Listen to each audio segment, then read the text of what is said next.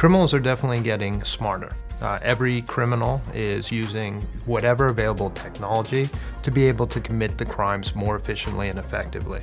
Their job is to victimize the community and do it in a way where they don't get caught. The Torrance Police Department is committed to using innovation and technology to not only outsmart criminals, but also to reach out to the public, to assist our citizens with knowing how to interact better with the police department, and to assist the prosecuting agencies with making their cases presentable to a jury. One of the recent things that we've done in the last couple years is related to crime trends within the city. We had a very forward-thinking gang detail who was in the midst of investigating a number of these crimes on a regular basis, where gangs from Los Angeles were coming into the city of Torrance and committing crimes. And there was a lot of data that they were able to obtain, but sifting through that data was very difficult. They gave us kind of a new mandate, which was do something different than what's been done here before, be innovative and find a way to investigate these crimes, which kind of led to a relationship with the Los Angeles County District Attorney's Office. It's absolutely essential to have innovative detectives and investigators to keep ahead of crime. Our job is to use the technology to our advantage so that we can make sure that they're held responsible for the crimes that they're committing. We looked outside of law enforcement. We actually ended up finding some people who were working on a project at Harvard. And we reached out and started a relationship with them in terms of how do we develop something that helps us get through the data and find the things that we need. I'm Scott, I'm the CEO of Mark 43. When we started working with Torrance in 2013, what we found was a group of detectives and a command staff that was pushing the cutting edge in technology. They were trying out new techniques that we had not seen anywhere across the country, and we really wanted to be a part of that. The software we built with the Torrance Police Department is really all about mapping relationships between criminals, looking at how they work together, how they talk together, what they do, and how we can actually use those networks of those relationships to help find criminal connections, to find the perpetrators of crimes, and really start bringing people to justice. We've been taking a real intricate look at some of the criminal behavior patterns of the East Coast Crips.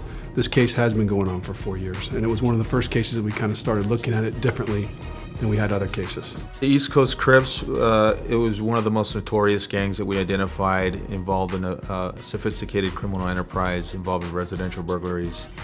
The biggest thing about the way this was investigated over 4 years as compared to other cases that we'd investigated is that we used a lot of technology, primarily social media, telephones, call pattern analysis, recorded jail calls, tolls from toll booths, GPS tracking data, a lot of different kinds of technology that generated different kinds of data sets. The software Mark 43 is essentially, it's a records management system. All the different data sets you have, you put into this system, and then you can run a link analysis to try to find the connections between the different members of the gang.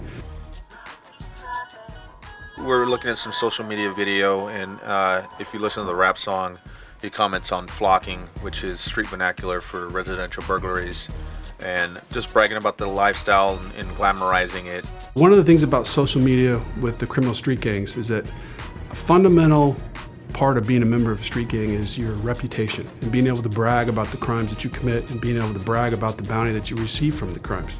We find that sometimes they're even as bold as to video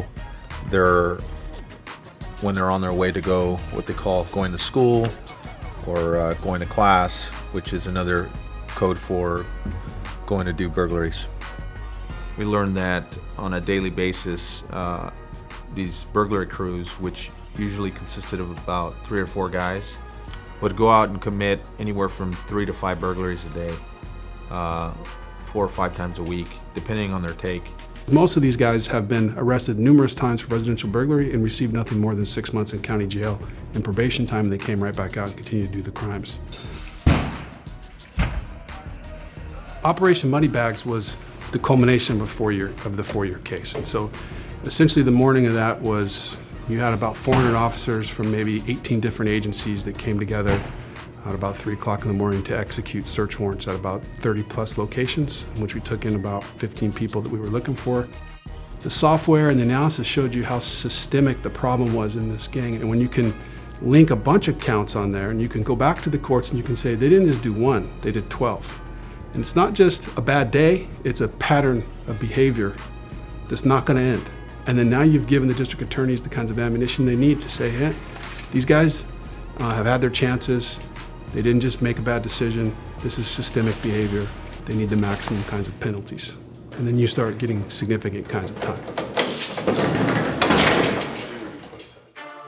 It's important for us as a command staff to understand that our personnel who are out there investigating these crimes have a better idea of how to improve their investigative abilities. It's kind of the trust that's been built over time here with our gang unit and our other investigators, and we continue to try to preach that and to use them as an example of how folks can take that innovation and bring it forward and utilize it in a very positive manner. Really what happened in Torrance is a success story. It's a success story because you have detectives who are able to then be creative about the ways to obtain the technology and be able to use that technology to gather evidence to prove the suspects are held responsible for those crimes and that the community itself is safer.